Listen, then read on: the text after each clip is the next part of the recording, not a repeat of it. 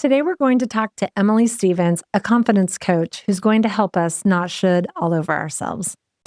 Welcome to Sweet Independence, the podcast for beauty professionals ready to build the business of their dreams. I'm Kristen Kinzel, founder of Utopia Modern Salon Suites. With 34 years in this industry, I've seen firsthand the power of independence and community. We'll ditch the stress, unlock your potential, and give you the clarity and confidence to thrive. Get ready to transform your career and build the fulfilling life you deserve. Your flourishing future starts now.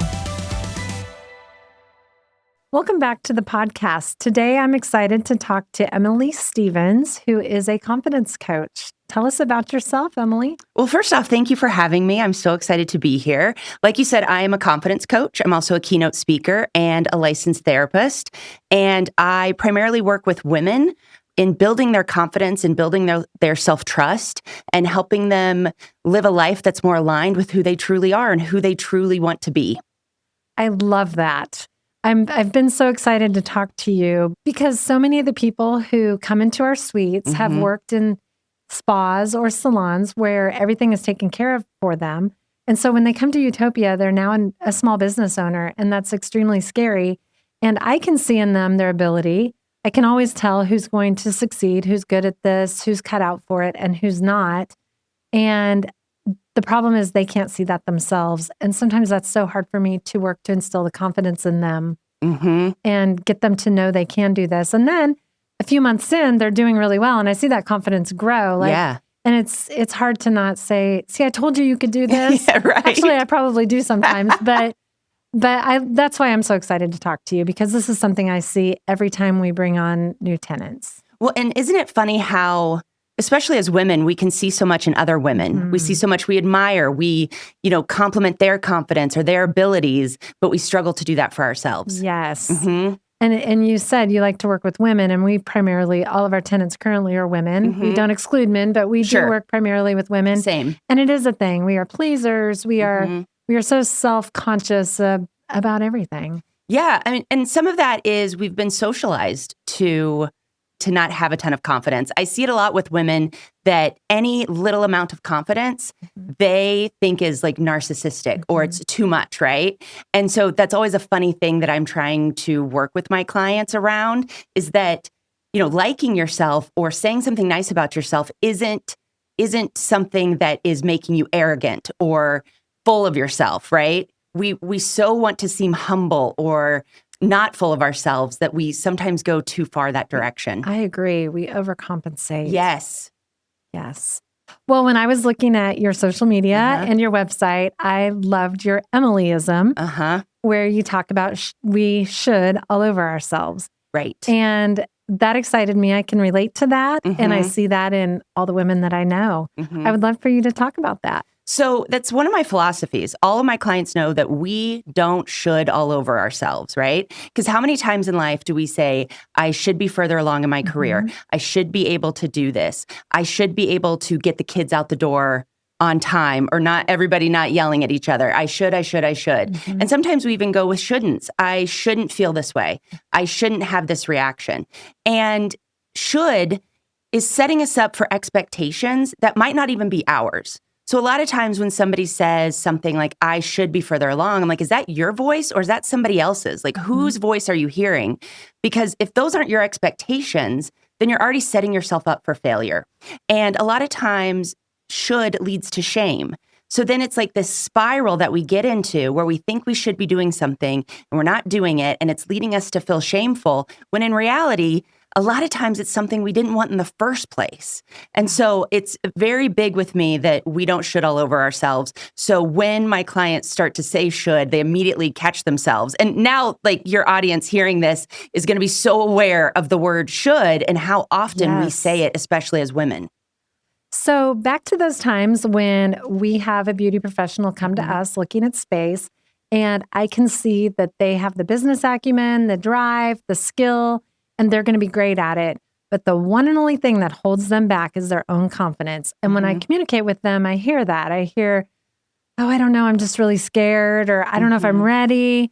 And I can see that they are. Yeah. What can I do to help them without seeming pushy, because I always walk that fine line of, I'm not trying to say, yes, you can do this because I need to lease the suite. Sure. I am genuine. If I don't think that they can do it or should do it, I will not lead them in that direction, because their failure is our failure.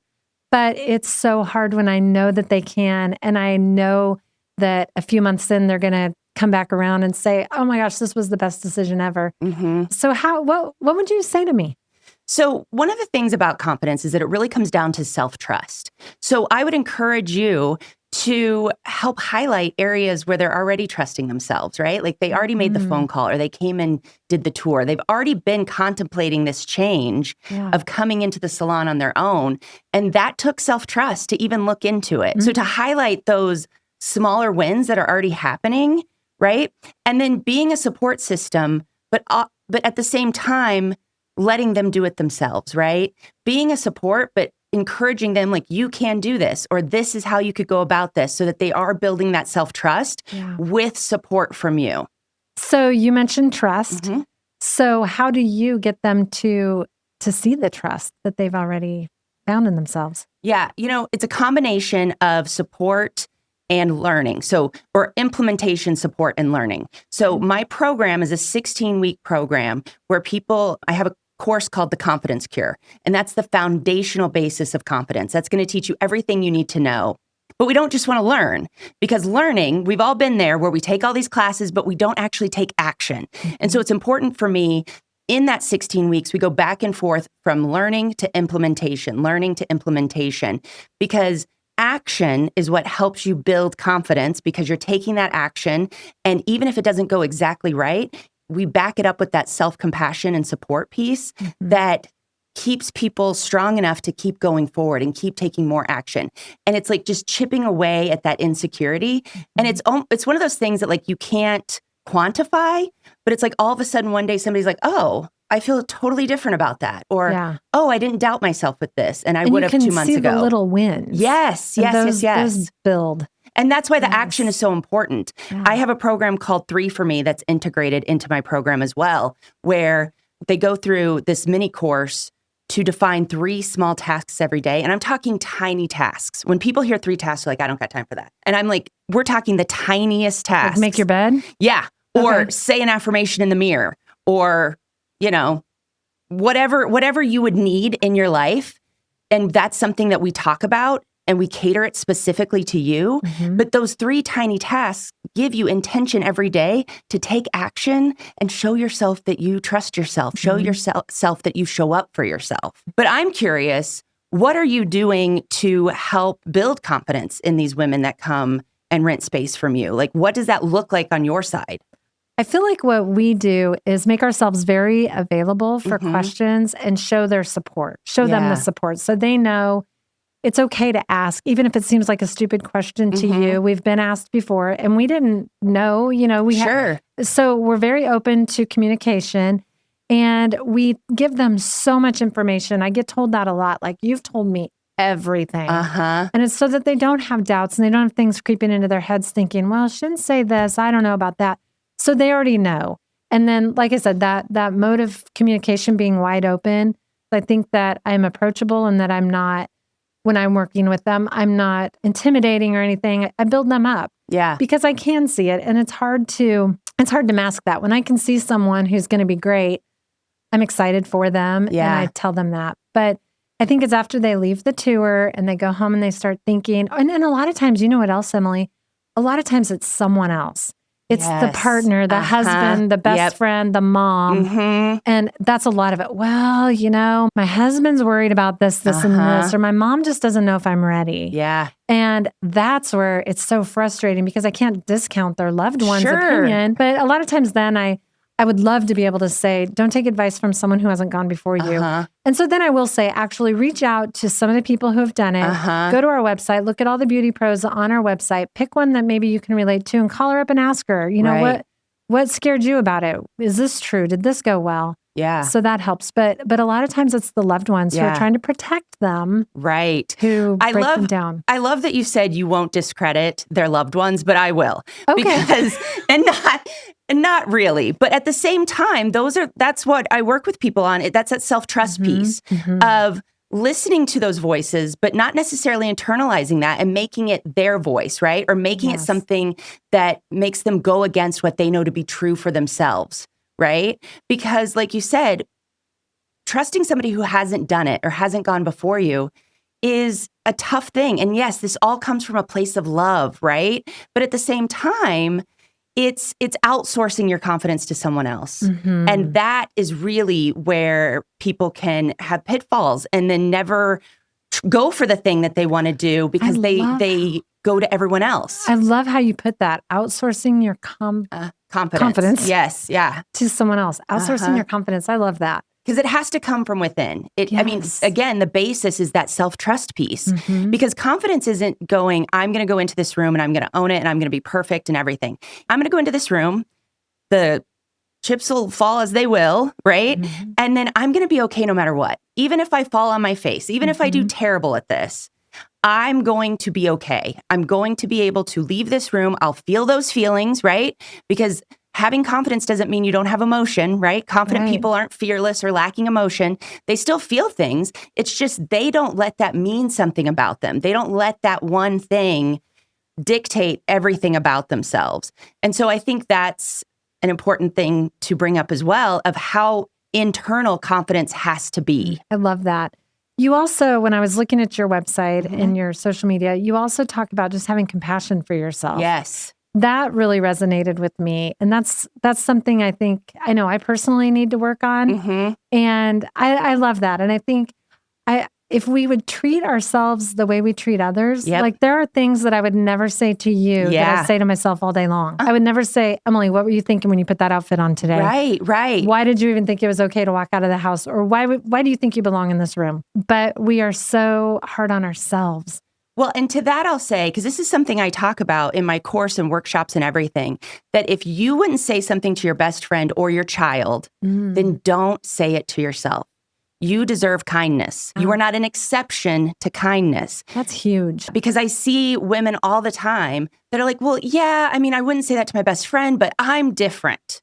Something, you know what I mean? Like, I need this. And it's like, when has hating on yourself ever been effective, right? If saying mean things to yourself built your confidence, we would all be the most confident people on the planet right now. It does not work, right? And so I think that's a great reminder. If you wouldn't say it to someone else, and I always like to put that like more like close piece to it, like a best friend or a child. Like when I've had women cry thinking about saying some of the things they say to themselves, saying it to their daughter. Oh gosh. Right? They never would. No way. And it's like, okay, well, you deserve that level of grace and kindness too. So how do we get you to do that? We wouldn't even say those things to someone we don't like. Totally. Or a stranger. Totally. Like, let alone our daughter. I wouldn't walk up to a stranger and say something terrible that I would feel okay saying to myself. And so self-compassion, it's actually been studied that self-compassion is the biggest indicator of self-esteem. And so just to break it down a little bit, a little learning moment here, confidence is our self-trust, our abilities, right? Self-esteem is our worth and value. So the biggest indicator of self-esteem is that self-compassion piece. Now, in our society, we tend to lump both those together as confidence, but I like to always make the distinction because one is your abilities and one is your worth and value. So for instance, I always give the example that like coming on this podcast, I feel confident doing that, right? I'm excited about this, right? But if you would have emailed me and said, hey, could you cook me a meal? I'd be like, oh, no. Like, that's not where I shine. Yeah. So, but my lack of confidence in cooking does not change my worth or value. Okay, that is a great example. Yeah, I don't lose any worth or value because cooking isn't something that I am like, yes, I can absolutely do that, right? Yeah. And so I think that's important to understand the distinction. That's very important. Because some people go to work and they are doing it. They are boss babes. They are hitting every level, but then they go home and they feel like they're unlovable. And you can't have one without the other, right? That's so true. You can't have your value and your worth be nothing and expect to keep growing in your confidence. They have to rise together. Yeah. So I see that you talk about money, and I think that relates a lot to self-worth as well. And I think that's something that brings a lot of people down. So for example, our beauty professionals may be very good at their craft, but they're not good at managing their money. Yeah. So they are seeing, I'm everybody says I'm good. My books are full. Everybody wants to come to me, but why am I not making the money I think that I should or managing it well? Mm-hmm. And a lot of times that's what holds them back. I'm not good at money. I can't do this. What do you have to say to someone like that? Well, there's different levels to this. Like one is money mindset. Like that's a real thing of like uncovering those money stories of like, why are you not that great with money? Like, what does that actually mean? Right. And I'm a big believer in asking for help. If you're not good with money, like who could you go to get help with your books or with But there's so much budgeting? shame associated with it. Don't you think there's more shame associated with money than not being able to bake a good casserole? I mean, I can look at my bank account and if it doesn't look like I want it to look, I think I'm failing. Okay. And then I fail to see all the successes because I look at that one thing and I make a giant broad assumption. So I love that you mentioned the word success in that, because one of the big things that I do with my clients is we define, what does success mean to you? Because as a society, we've decided that money is success, but that's not true for everybody, right? Not everybody actually needs that to feel successful or to have a good life. So if we change success, like what does success mean to you? And we changed it to what does a good life mean to you? That changes it up, right? Because people, when they hear the word success, automatically think money. See, it pops up. In reality, what does a good life look like to you? Is that working 3 days a week and then having 2 days to be home with your kids? Is that working 6 days a week so you can have as much money as possible so you can take off 2 weeks every quarter to go on vacation, right? You really get to define it. And that's another one of my philosophies, that there are no rules. We have all these things in our mind, these rules that we think we have to abide by. When we start breaking that down, it's really going back to that finding alignment and finding, what do all these things actually mean to you? What do you want? What does success look like for you? What is a good life for you? So I think the money conversation is where people go because they've never explored it. And if your only frame of reference is I need to be making more, there's never going to be enough. Oh, yeah. That goalpost will always move. Oh, it's always going to move, right? And so defining what are the things that are important to me, and then how much money do I need for that? And we're talking being realistic, because again, everybody would like to have more when it comes to like if we're, designing our dream life. But when we think realistically, you might be surprised at what number you would need to feel confident in your business and to feel aligned and to feel like you have work-life balance in some respect. And so I think the topic of money is very important, but I think it needs to be explored at such a greater depth than what we ever explore it. There's so much more to value than that. Absolutely. I mean, you're making me think about my own alignment.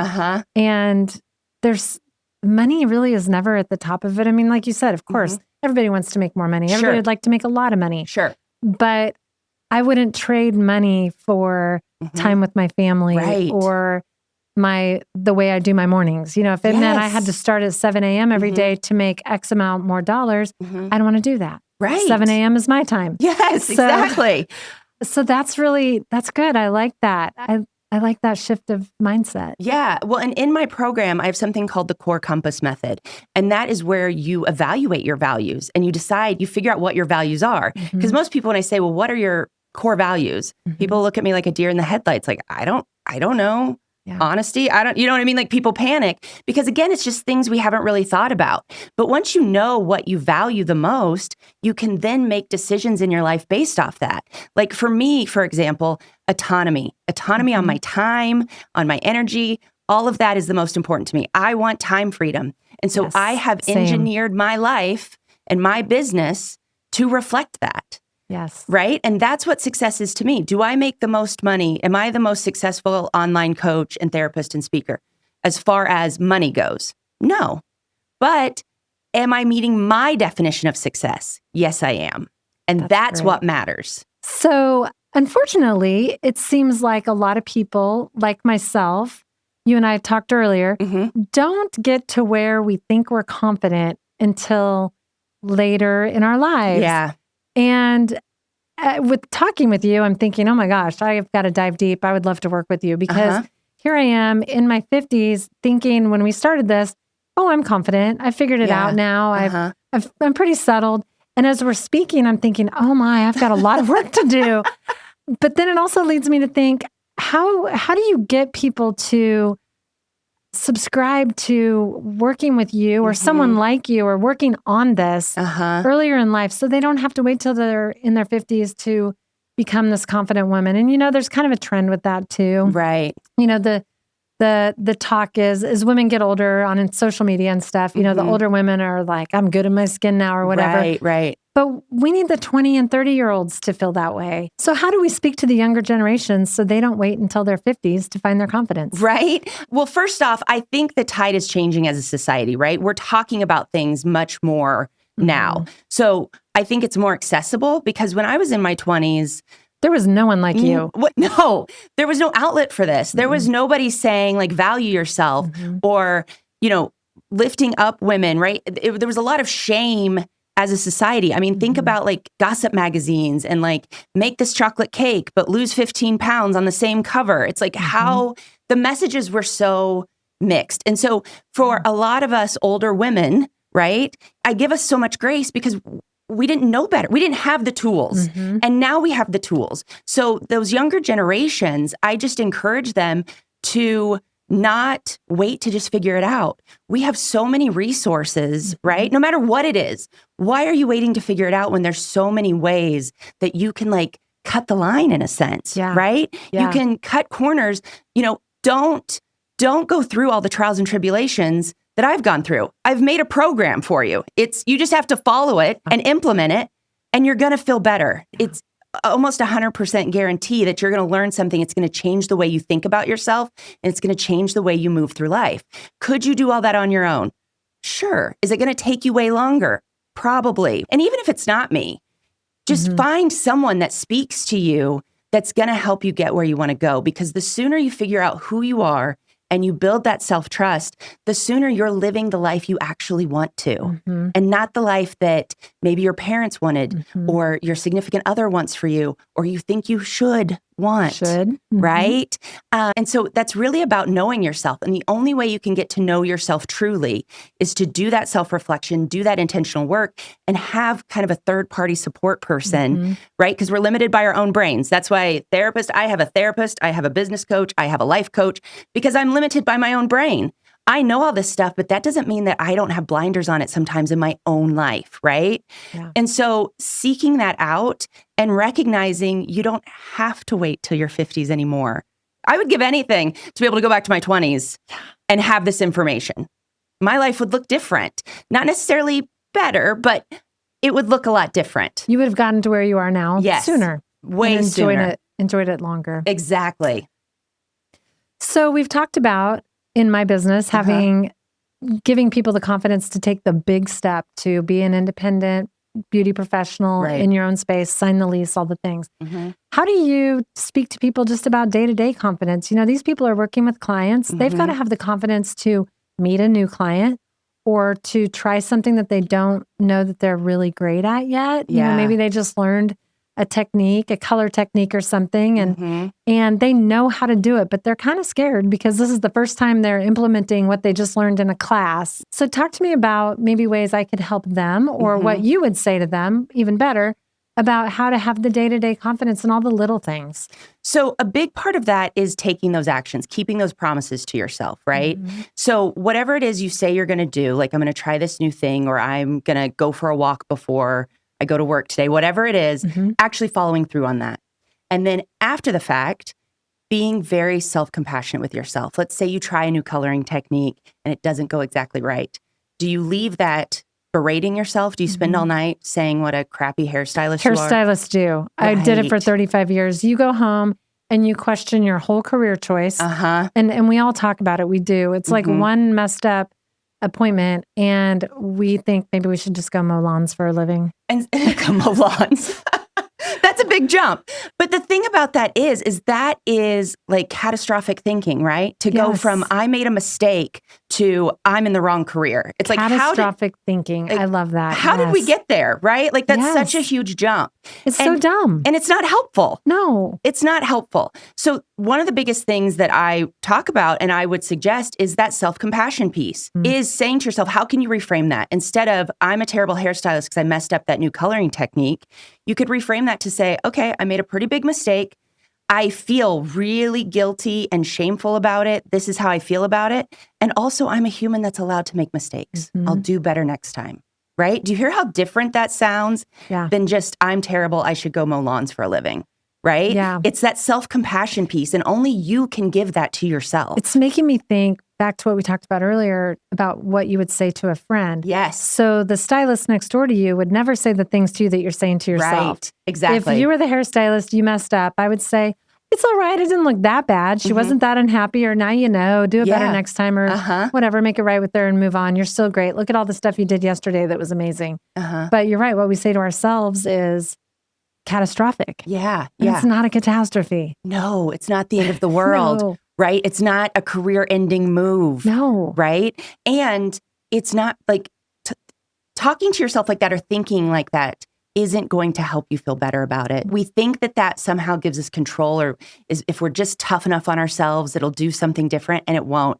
And science backs that. Self-compassion is actually the biggest indicator. And so you have to learn to stop those thoughts. And this is part of what I teach too. You have to learn to stop those thoughts and reframe them and get your mindset back on track. And I'll tell you, that's what my 3 for Me mini course is. And it's totally free. You can go to laidbackachievers.com right now and get 3 for Me totally free right now. And that helps you be intentional about doing 3 small daily tasks every day to build that confidence, to go back to that question about how do you do this daily? Yes. Right? It's keeping promises to yourself. And if you're hearing that and thinking, okay, how do I do that? Like, what does she even mean by that? That mini course can walk you through exactly what I mean by that. And it's totally free. How much time does it take? What's the time commitment? Excellent question. There are 5 different videos, but all of them together aren't over 15 minutes. I'm a bottom line it kind of gal. Like, there's no fluff in anything I do. Like, we're getting to the point, or we're, I don't take a lot of time to beat around the bush or anything. Good. So it's about 15 minutes of video, but then there's also some self-reflection, right? But this is also something, do it over 3 weeks, do it over 5 days, do it all at once, right? Yeah. Again, there are no rules, but doing it, watching a video today or watching, a video a week for the next 5 weeks is going to be better than doing nothing. Absolutely. Because that's another thing I always say, nothing changes if nothing changes.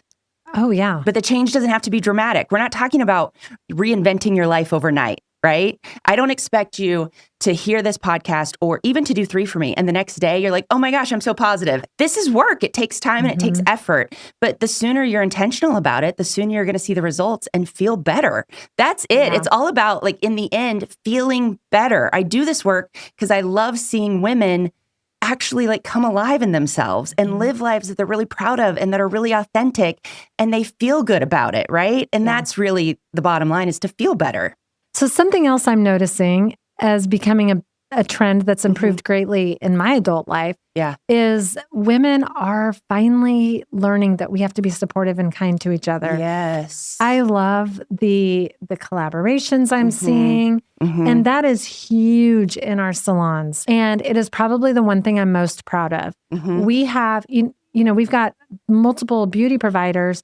However, that may mean we have 6 hairstylists in one hallway. Yeah. And people are like, well, do they compete? No, they draw completely different clientele. Yeah.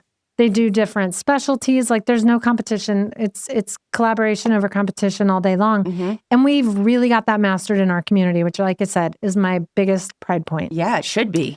That being said, how do you feel like that has played in? Have you seen that trend change? And does that help when your peers are more forgiving, more compassionate to you, and more supportive? Does that help build confidence? Is that a play on how we're viewing ourselves? Well, I think when we're nicer to ourselves, we're nicer to other people. Yeah, that's true. Right? It does go that way. When we offer ourselves more self-compassion, we are offering other people more self-compassion. That's true. Right? There's a lot of projection happening in situations like this, right? And I think you should be really, really proud of that culture in your salons, though, because that's hard to do, right? Because there is this underlying thing about women competing against women. But I'm a firm believer. I mean, I'm a girl's girl through and through, right? I'm always going to support women. When I go to a business, I want to work with a woman, like, same, right? Because women get it. And I just My think contractor is a woman. I love that. I do too. And I so just much. like working with her. Yeah. And it's so awesome when women are supporting each other. But I do really think that comes back to individuals and building up your own self-confidence so that someone else's success doesn't threaten your success. Absolutely. Right? Like someone else's beauty doesn't take away from my beauty. Right? Like you can be beautiful and I can be beautiful. Yes. You can be successful and I can be successful. And I think that's the shift of when a person is confident, they're not threatened by what other people are doing. One of the greatest compliments I ever received from a friend was, she's like, there's never any competition with you, ever. She's like, you are always so genuinely happy for people. And like, it's giving me goosebumps to say that because That's a great compliment. It was a beautiful compliment, right? But it's true because I know what I'm going after. I know what I want. And that's not to say that there haven't been times when I'm like, oh, I would like that too. Yeah. But not in a way that's like, so I'm going to put her down. It's like, okay, she's showing me that I could have it too. So yeah, I'm glad to hear that you are cultivating that. And that is something that we still have to be aware of. And there's no like one thing that's going to solve that other than building up an army of women who love themselves and therefore love other people. Yeah, I love that. Do you have any stories? I'm sure you have transformative stories or people who you've helped. Yeah. I have one client that I'm thinking of that I worked with a long time ago, and she had gotten out of a marriage, which you don't have to get out of a marriage to be confident. And she got out of this relationship. She got out of this marriage and she was really struggling and she was really coming to me. She wanted me to give her the answer. She wanted me to tell her, this is what you need to do. This is how this will work, right? And I would always tell her, another one of my philosophies is you are the genius of you. Only you know yourself the best, right? Like you know yourself better than anybody else does. I can't tell you what a good life is for you, right? I can tell you what a good life is for me, but I can't tell you for you. Yeah. And I wanted her to have wild discernment. I was like, even the things I say, I'm not a guru, right? I'm just trying to navigate this with you. Even things I say, I want you to have wild discernment. If you disagree with me, disagree with me. Yeah, say so. Yeah. Right? Like live that. Yeah. And so there was a time I wanted her to do some things for herself. She really struggled to do anything for herself. She was at the very, very bottom of the priority list. So I told her, she's like, okay, I want to do one thing for myself every month. I was like, great, make a list. Next time we meet, I want you to show me the list. Okay. So in a year, that's 12 things, right? 12 things for her to do for herself. She comes back the next meeting, no list. And she didn't even take the time to make the list. She for sat herself. down. Yeah. She sat down to do it. She couldn't think of anything. She moved on. Oh. Right. And so I said to her, we kind of had a harder session where I was like, what do you mean you couldn't make the list? Like what, I can't tell you what fun is. I can't do this for you. You're the only one that can do this. And since then, right, since that moment, she was a different person. Something about that realization of, okay, Emily's really not going to tell me what to do. No one else is going to come save me. I'm in a cage of my own making, right? Really kicked her in the backside. And she was able to make a list, follow through on her list, right? She was her list just outrageous then once she flipped the switch? Was it really cool stuff? Actually, I mean, some of it was very simple stuff, right? Because again, it doesn't have to be huge changes. It just has to be intentional. And so I love that story because when we hear that, like, oh, make a list of 12 fun things, a lot of us are like, well, that's super easy, but it's not for everyone. Right? And that was her thing. But we all have our thing that if I said, here's your activity, you'd go, oh, I don't know if I can do that or want to do that, or I don't know that I want to face that. Can't you just tell me what to do? Couldn't you just tell me how to make this better? Like, tell me how to have confidence. And it's like, I can't. I can show you a roadmap, but you have to do the work. You have to take the action. And so I love that story because I think it highlights, again, these aren't huge sweeping changes. This isn't changing your life overnight and Monday becoming a different person. This is just those small things that put you more in control of who you are, who you want to be, and being intentional about living your life.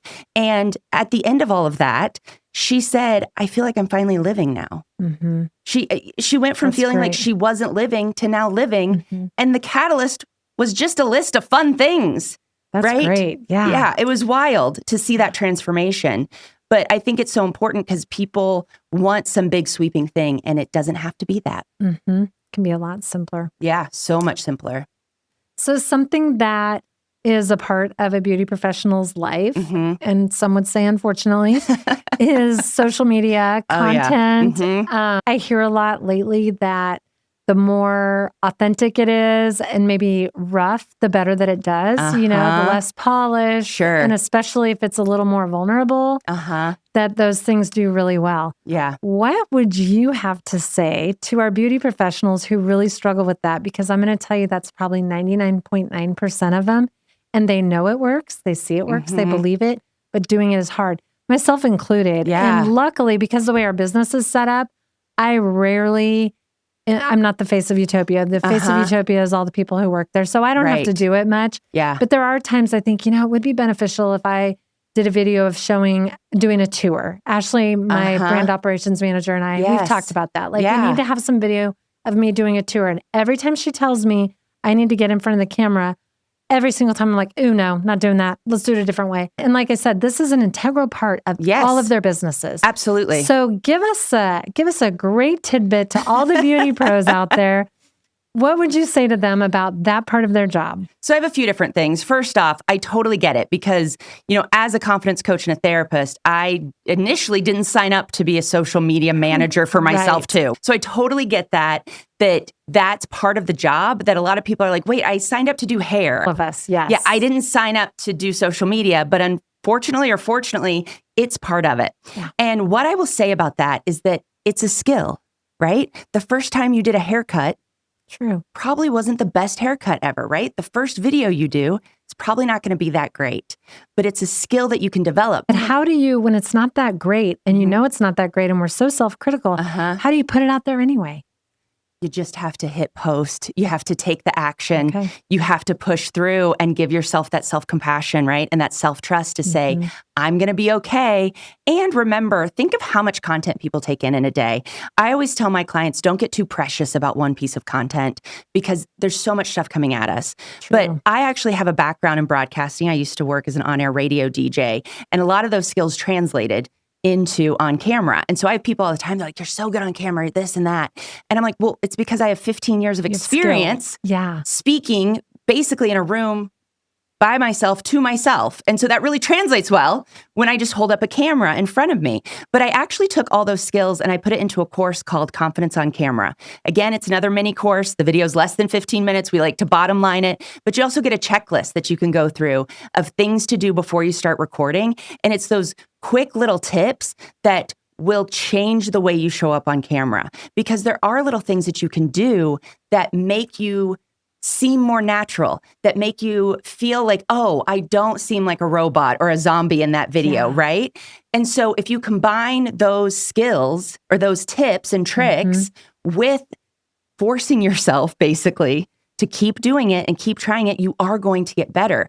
But it's one of those things that, like, if you only did one haircut ever, you're not ever going to get better at cutting hair. That's true. Right? You have to keep doing it. Are your tips part of just being prepared and set up? Because I think that would instantly give me confidence. So yeah, being prepared is a big thing. That's why I have that checklist so that people know, okay, these are the things I need to do. Because a lot of times we want to just wing it. I need to make a video. Let me grab my phone real quick and I'm going to make a video. And I mean, is that what you do for hair color? Are you just like, I'll wing it? I hope I have whatever formula I need? No, you go and you make sure you have the formula. You make sure you've talked to the client. Like, if you have a blonde that wants to go brunette, you need that color formula. Yeah. Or they're not going brunette today or getting low lights, right? Yeah. But it's kind of the same thing. You can't just expect, this is a skill. That's why there's companies that have full-on social media managers, people that do this as a full-time job. It's not something that you can just wing. You have to, again, I'm a broken record when it comes to being intentional.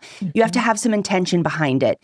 And that's what Confidence on Camera sets people up for. It gives them that intention going into recording, but then also things to do while recording so that the videos come across more natural and they feel better delivering the information. Because ultimately, if you feel good doing it, you're going to be less critical when you post it.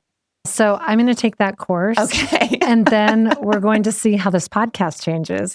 Okay. I love that. And I'm also going to be very compassionate when I view this podcast. I'm only going to say things to myself that I would say to someone else. Exactly. Yes. That'll be a huge shift because sometimes that's hard. So I think it'll be interesting to see how even this gets better. Yeah. Well, I might have to follow up with you on that. After this podcast comes out, I'm going to have to shoot you an email and be like, okay, tell me some of the things you said after watching. Okay. Accountability. I know. I'm putting you to the test. I love it. Sounds good. Well, I'm excited to dive more into what you do personally. Oh, that's so cool. And I think I'm excited to be able to share it with our beauty professionals as well. Yeah. We do a lot of communication with them, and we do a newsletter. Ashley does. I've told you. Yeah. Got to give a little shout out to Ashley Ruckman. She's the best. She is. She does everything visual. She's our brand operations manager. She's working on our new website. It's going to be amazing. But anyway, we do like to communicate with them and support them constantly. And we've shared things with them, tax information when the tips things changed, all that, which is super necessary, but it's not as fun. But I think this will resonate really well with them and be very valuable. So I've been so excited to talk to you about this. And now I'm so excited to take it back to work. Yeah, I love that. I love that. And get everybody at least thinking about it and at least enjoying some of the takeaways, if not diving deeper and potentially working with you. Yeah. At the end of the day, I always say, I just hope that after hearing this, you're just a little bit nicer to yourself. So how do you like people to get in touch with you if they want to work with you or know more about what you do? Sure. So my business is called Laid Back Achievers. So you can find me at laidbackachievers.com. That has my email, all my socials, all my courses. I have personal courses. I have business courses, like Confidence on Camera is a business course. And all of that can be found at laidbackachievers.com. Great. Thank you. Well, Emily, thank you so much for taking time out of your day to join us. This has been super fun. And like I said, I can't wait to take everything that I've learned back into my own life and share it with the people who work in our salons. Thank you so much for having me. Thank you so much for listening today. If you haven't already, be sure that you are subscribed on your favorite podcast platform so you don't miss a future episode. And if you would be so kind as to leave us a review on Spotify or Apple Podcasts, that would be incredibly helpful. It's one of the best ways to support your favorite shows. If you've already done so, thank you so much. Be sure to share this episode with a beauty professional who will be inspired by our conversation.